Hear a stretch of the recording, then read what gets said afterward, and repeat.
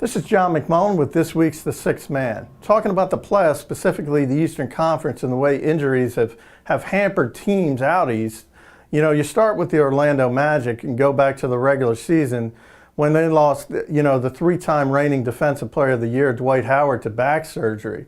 Orlando at one time was one of the powers in the East, but once that happened, they took a step back. And Indiana looks like the team that's ready to go forward now and take that series against Orlando. Over in Miami and the New York Knicks, when you look at that series, Miami, of course, was heavily favored.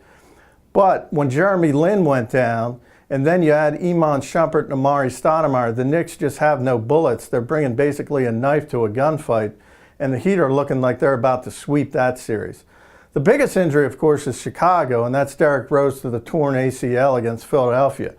Now, Chicago was a big-time favorite, expected to dismiss Philly in 4 or 5 games. Without Derrick Rose, this has turned into a dogfight. It's all about defense and rebounding with Chicago now. If they can keep the young and athletic Sixers off the boards, they'll probably still have enough to win this series. But if the Sixers can somehow get Lavoy Allen to help on those boards, can get out in transition, there's a chance for a 1-8 upset.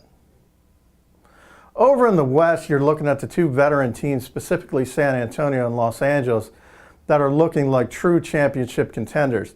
Obviously, the Spurs were embarrassed last season in the first round of the playoffs, losing to an 8-seed Memphis, and they have done everything humanly possible to make sure that wasn't going to happen again.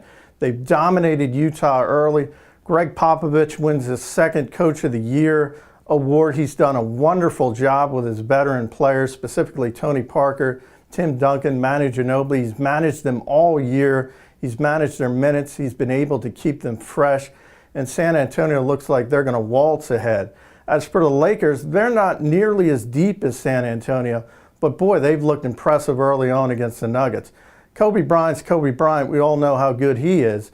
But I think that late season injury where he sat out 8 of the Lakers' last 10 games really helped in a way because he had been playing so many minutes. Now the Nuggets are facing a well-rested Kobe Bryant, and that's just dangerous. Andrew Bynum, meanwhile, is taking that step, and you can make a serious argument that he's the best center in the NBA now, especially with Dwight Howard sidelined. Bynum gets the first triple-double in the Lakers since Magic Johnson way back in '91, so this is a team hitting on all cylinders right now, and the Lakers look like a legitimate title contender in Mike Brown's first year at the helm.